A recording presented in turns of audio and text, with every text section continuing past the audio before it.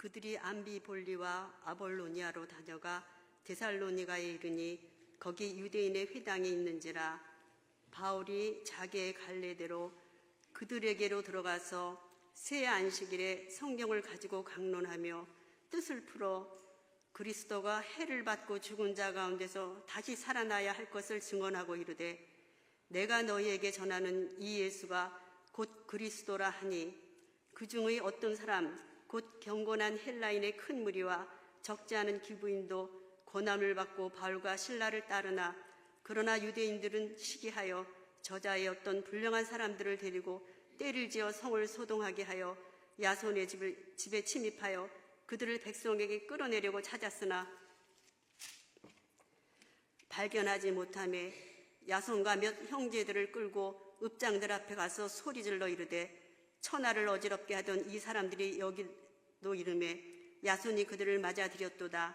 이 사람들이 다 가이사의 명을 거역하여 말하되 다른 임금 곧 예수라 하는 이가 있다 하더이다 하니, 무리와 읍장들이 이 말을 듣고 소동하여 야손과 그 나머지 사람들에게 보석금을 받고 놓아주니라. 아멘. 오늘 이 시간에 계속해서 믿는 자의 본이 되라 하는 그런 제목으로 사도행전 17장 1절 전반부의 말씀을 나눕니다. 오늘 본문의 말씀은요, 이제 바울 일행이 빌립보에서의 사역을 마치고 이제 데살로니가로 가서 복음을 전하게 되면서 거기에 이제 이 데살로니가 교회가 세워지는 과정에 대해서 짤막하게 기록이 되어 있는 그런 말씀이에요. 이 데살로니가는요, 마게도니아 지역에서 두 번째로 큰 도시입니다.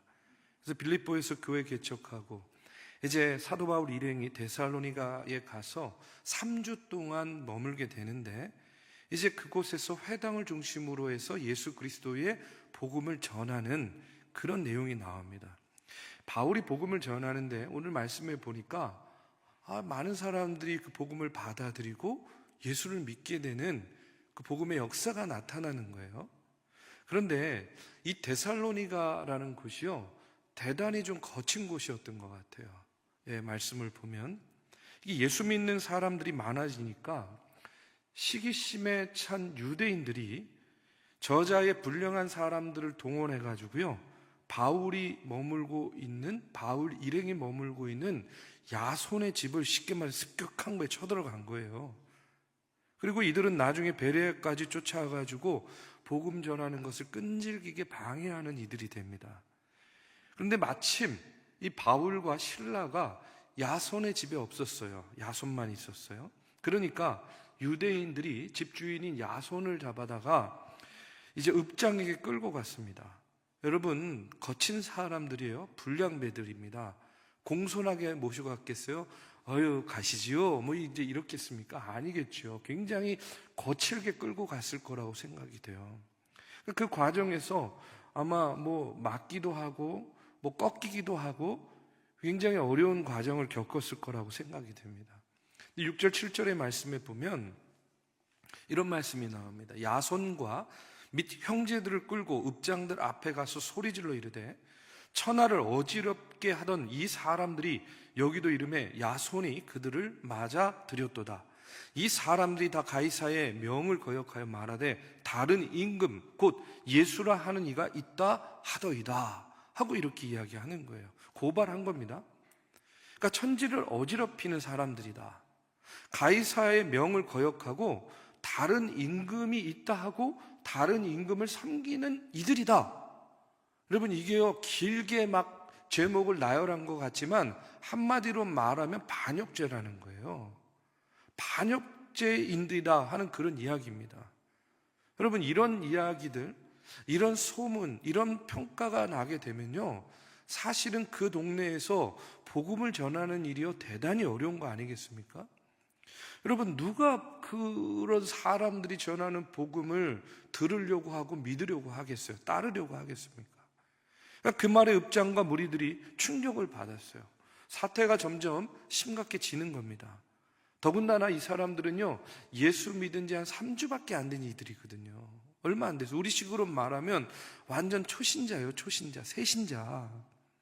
아니, 복음 듣고 이제 예수를 영접해가지고 이제 한참 뜨겁게 믿어보려고 하는데 이런 일들이 벌어진다고 한다면, 이런 핍박을 받는다고 한다면 여러분, 누가 예수 믿겠습니까? 믿지 않겠죠.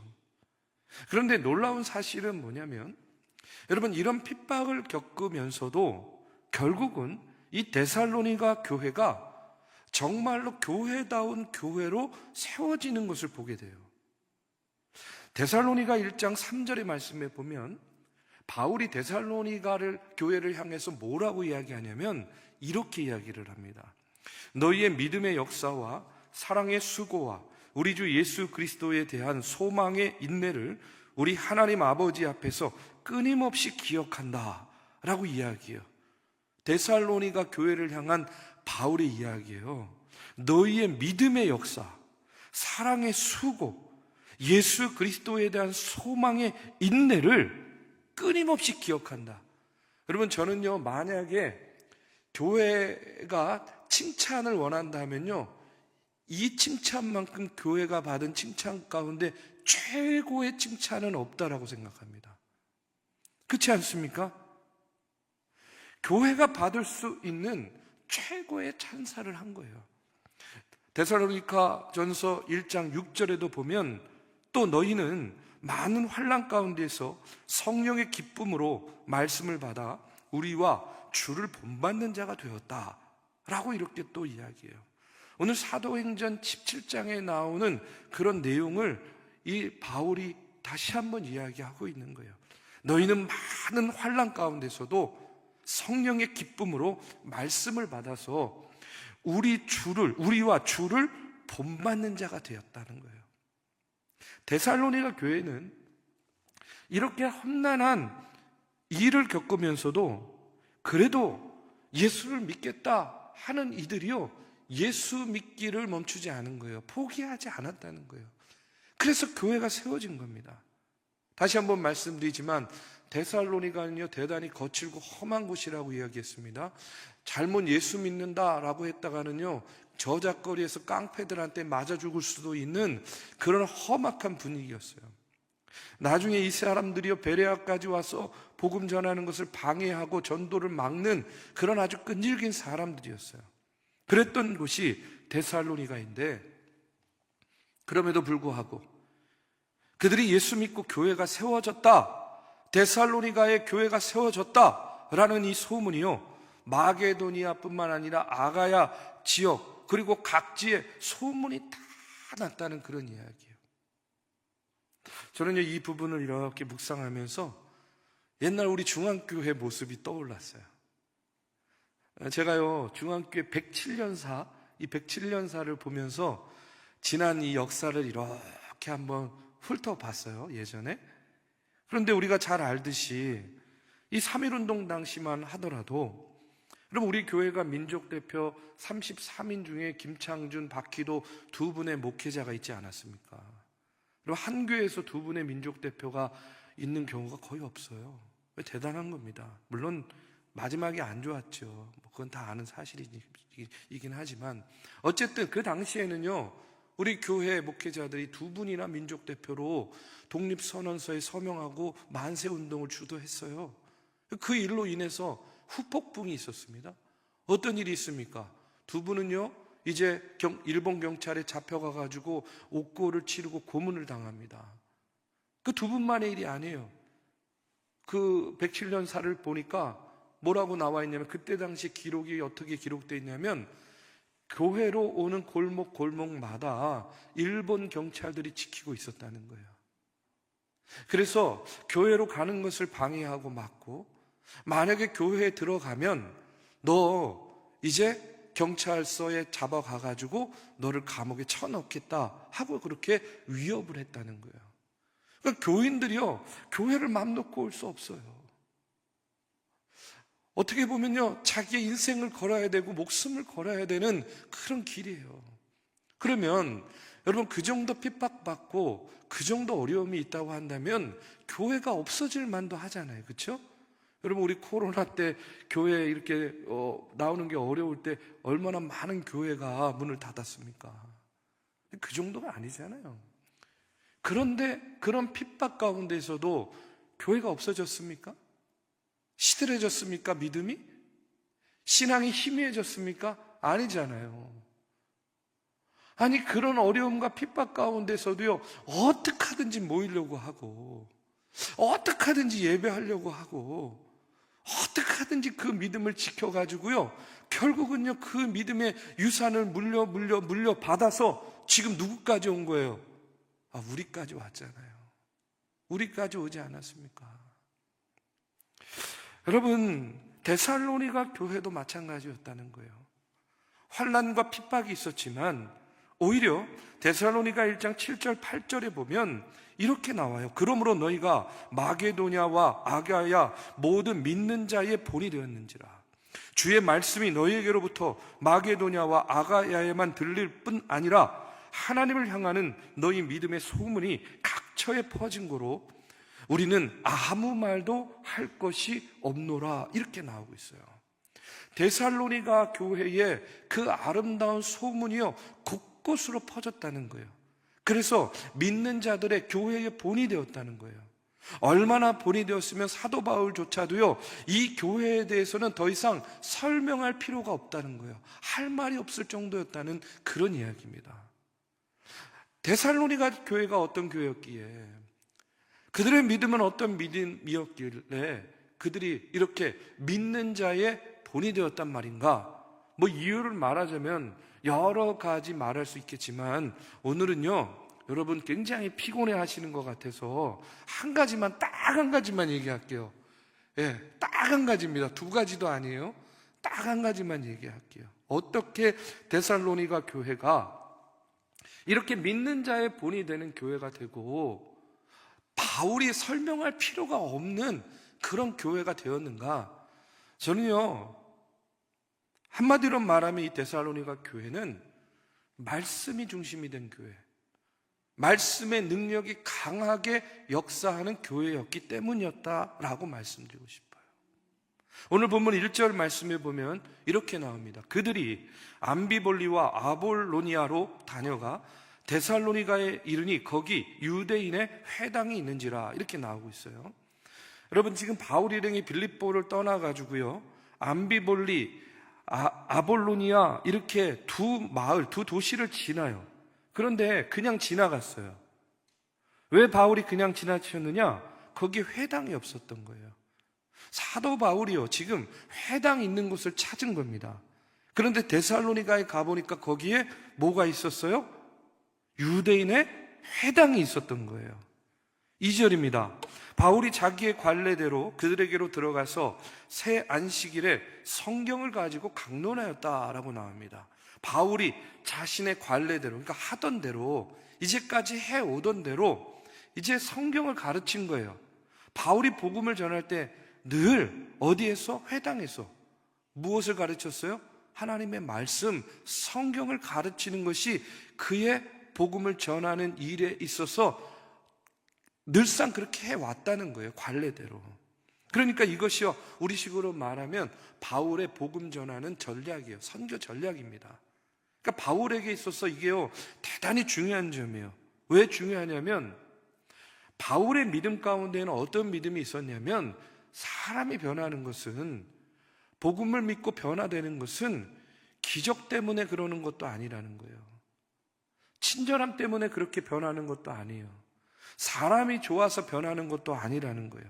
그것을 바울은요 분명히 알았습니다. 여러분 그렇잖아요. 기적을 경험하면 예수 다 잘 믿을 것 같죠? 아니 믿겠죠. 그런데 또 시간이 지나면 잊어버리잖아요. 근데 기적이라는 것이 늘 똑같지 않아요. 늘 일어나지 않아요. 그러면 오히려 기적을 경험했다는 것이 내 삶에 또 다른 기적이 일어나지 않으면 오히려 믿음을 강화시키는 것이 아니라 믿음을 약화시키는 오히려 그런 그 경험이 되는 경우도 참 많이 봐요. 그렇지 않습니까? 아니, 내가 예전에 기적을 경험했어요. 근데 나에게 또 다른 더 큰 기적이 필요해요. 근데 그 기적이 안 일어나요. 한번 맛을 본 사람이 더 무섭잖아요. 그렇죠? 그러니까 오히려 내가 경험한 기적의 경험이 내 믿음을 강화시키는 것이 아니라 오히려 하나님에 대해서 불평과 원망할 수 있는 동인이 될 수도 있다는 거예요. 그러니까 기적 때문에 사람이 변하고 믿음이 생기는 것이 아니구나 하는 걸 바울이 아는 거예요. 그 다음에 좋은 사람 만나요. 좋은 사람 만나면 저 사람 참 좋은 사람이야 라고 생각은 하지만 그것 때문에 막 변화되고 그러지 않잖아요. 착한 사람 만나요. 저 사람은 착한 법 없이도 살아갈 수 있는 정말 선하고 착한 사람이야 라고 생각하죠. 마음이 편안해져요. 그런데 그렇다고 해가지고 내가 변화되지는 않는다라는 거예요. 그러니까 기적을 통해서도 변화가 안 되고 사람 좋고 친절한 것 가지고도 변화가 안 되는구나.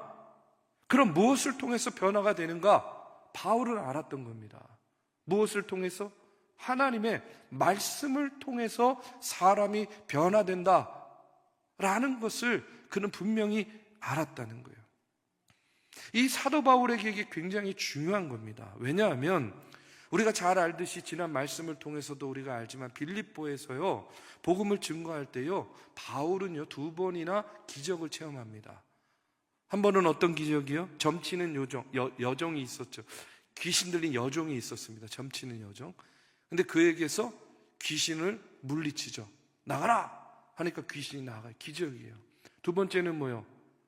감옥에 갇혔는데 감옥문이 열리는 기적을 경험하게 됩니다. 그러니까 빌립보에서는요 회당은 없었지만요 이 바울은요 놀라운 기적의 기적을 경험하고 어디로 간 거예요? 데살로니가로 간 거예요. 그러면 데살로니가에 가서 복음을 전할 때 바울이나 바울의 일행의 마음 가운데 어떤 마음이 있었을까? 저라면 그런 마음이 있었을 것 같아요. 하나님, 이곳에서 복음을 전해야 되는데 지난번 그 빌립보에서 경험했던 것보다 더 큰 기적의 역사를 이곳에서 보여주세요. 이곳에서 경험하게 해주세요. 그렇게만 해주시면 이 거친 땅에서도, 이 거친 도시에서도 예수 그리스도의 복음을 전하고 증거하는 일에 훨씬 더 수월할 것이고 믿는 자들이 더 많이 일어날 거예요. 기적의 기적을 경험하고 데살로니가에 와서 더 큰 기적을 원하고 구할 수도 있었다는 거예요. 그런데 바울은 그렇게 하지 않았다는 겁니다. 바울은 그렇게 하지 않았어요.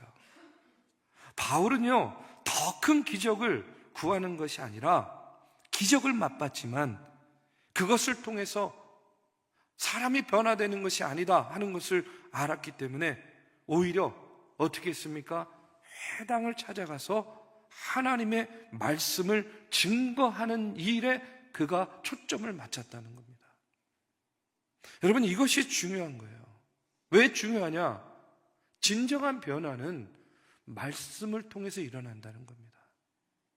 진정한 변화는 말씀을 통해서 나타나는 거예요. 그래서 3절에 보니까 이렇게 나와요. 뜻을 풀어 그리스도가 해를 받고 죽은 자 가운데서 다시 살아나야 할 것을 증언하고 이르되 내가 너희에게 전하는 이 예수가 곧 그리스도라. 예수님 십자가의 죽음과 부활을 증거합니다. 또 예수님이 곧 그리스도다 라고 말씀의 뜻을 풀어서 전했다는 거예요. 말씀의 뜻을 풀어서. 여기에 보면요, 이 뜻을 풀어라는 말이 나오는데 성경 전체를 보면요, 이 뜻을 풀었다라는 말이요 2번 나와요.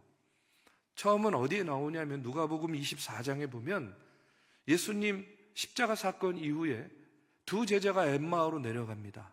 아시죠? 엠마오로 내려가는 제자 이야기. 근데 부활한 예수님께서 그들과 동행하는데 그들이 못 알아봐요. 못 알아봅니다.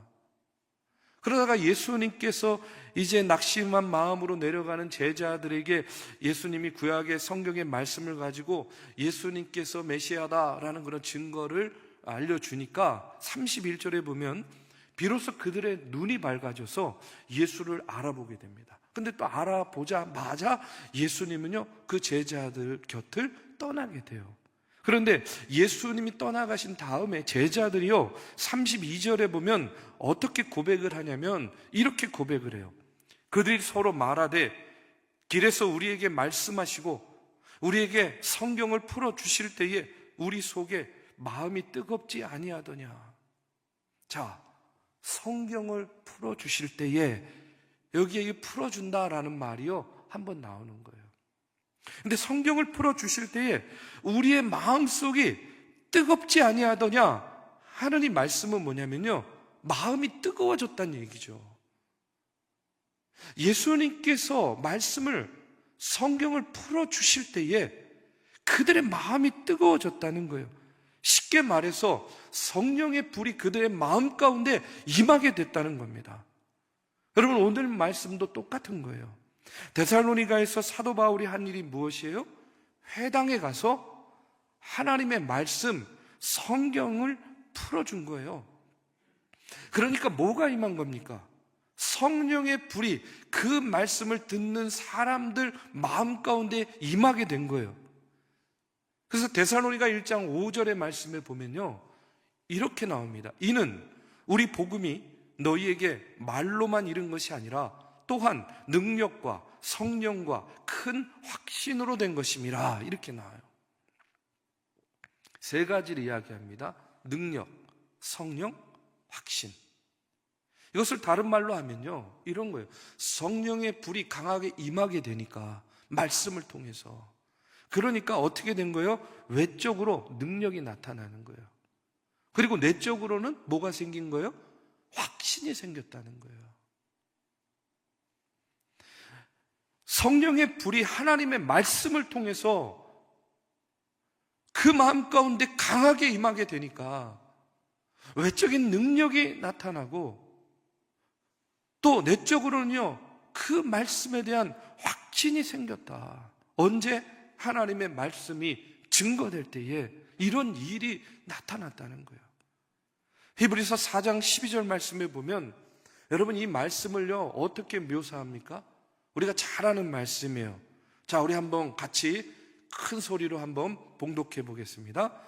하나님의 말씀은 살아있고 활력이 있어 좌우에 날선 어떤 검보다 예리하여 혼과 영과 및 관절과 골수를 찔러 쪼개기까지 하며 또 마음의 생각과 뜻을 판단하나니 하고 나와요.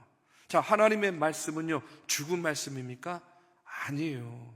살아있는 생명의 말씀이라는 거예요. 활력이 있어서 좌우에 어떤 것보다 예리하다, 양날의 검이라는 겁니다.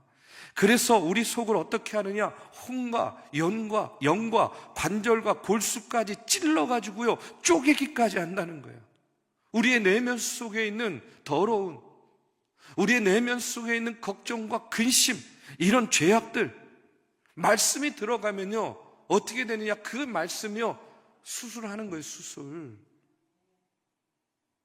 말씀이 수술을 하는 거예요. 그래서 상한 마음이 치유되는 그런 치유의 역사가 나타난다는 겁니다. 저는요, 우리 안에, 우리 인생의 가장 큰 문제 가운데 하나가 뭐냐면 두려움이라고 생각해요. 두려움. 참 성도들하고 이야기 나눠보면요, 이런저런 걱정, 두려움 많아요. 저도 많아요. 그런데 두려운 마음이 많은 이유가 뭐냐? 아직 내 안에 내적인 하나님의 말씀에 대한 확신이 부족하기 때문에 두려움이 많은 거예요. 그러니까 마귀가 자꾸 그냥 염려와 걱정과 근심으로 우리를 찌르는 거예요. 찔러요. 걱정에 대해, 건강에 대해서도 맨날 걱정해요. 저도요, 건강검진 받았더니 뭐 중성지방이 높고 콜레스테롤이 높고 뭐는 먹으면 안 되고 뭐 고기는 줄이고 막 이래요. 그러면요, 아, 그래, 이제는 육식을 좀 피하고 건강한 걸 먹어야지. 그러면서 고기 먹고 있어요. 그러면서 걱정해. 이거 먹으면 안 되는데, 먹으면 안 되는데, 맨날 먹으면 안 되는데 걱정해요. 뭐 저만 그런 거 아니잖아요, 뭐, 그렇죠? 다 그렇죠. 진로에 대해서 걱정하고, 물질에 대해서 염려하고, 노후에 대해서 두려워하고. 그런데 중요한 건 뭐냐면 그 두려움과 걱정을 물리칠 수 있는 강력한 무기, 강력한 도구가 있는데 그것이 뭐냐? 바로 말씀이라는 거예요. 말씀이 양날의 검이 되어가지고요, 그런 것들을요, 쪼개고 부수고 베어버린다는 그런 이야기입니다. 저도 미국에 가려고 할 때에 결혼도 못했고 돈도 없고 영어도 못하고 뭐 하나 준비된 거 하나도 없었어요. 간다고 하고 저질러는 놨으니까 가야만 되는데 날짜는 다가오고 아무것도 준비된 거 없는 제 자신을 보니까 정말 하루하루가 정말 걱정과 근심, 어떻게 하나, 어떻게 사나, 내가 괜한 결정을 했어, 내가 너무 무모했어, 그렇게 걱정하고 염려할 때에 마지막 수련회 갔을 때 하나님이 한 청년의 손을 통해서 저에게 탁 쥐어진 말씀이 뭐라고 그랬죠? 욥기 23장 10절의 말씀. 그러나 내가 가는 길을 그가 아시나니 그가 나를 단련하신 후에 순금과 같이 되어 나오리라. 이 말씀이 제 손에 딱 쥐어지는 순간 그동안 그렇게 염려하고 걱정하고 근심하고 두려워했고 하고 불안했던 그 마음이요, 한순간에 그냥 이렇게 샥 빠지는 느낌을 받고요, 너무나 감사해가지고 엉엉 하나님 감사해요, 하나님 감사해요 하면서 얼마나 울었는지 몰라요. 말씀이요 정말로 내 마음에 비수와 같이 꽂히니까 그동안에 했던 그 모든 염려와 걱정, 근심이 한순간에 해소가 되는 것을 느꼈습니다. 저는 그와 같은 말씀의 역사가 여러분에게도 임하시기를 주님의 이름으로 축복합니다. 여러분, 우리가 믿는 자의 본이 되는 성도, 믿는 자의 본이 되는 교회 어떻게 되겠습니까? 어떻게 가능하겠습니까? 여러분, 말씀을 붙잡으면 되고요, 진정한 변화는 말씀을 통해 나타난다 하는 사실을 다시 한번 우리가 깨달아 알기를 주님의 이름으로 축복합니다.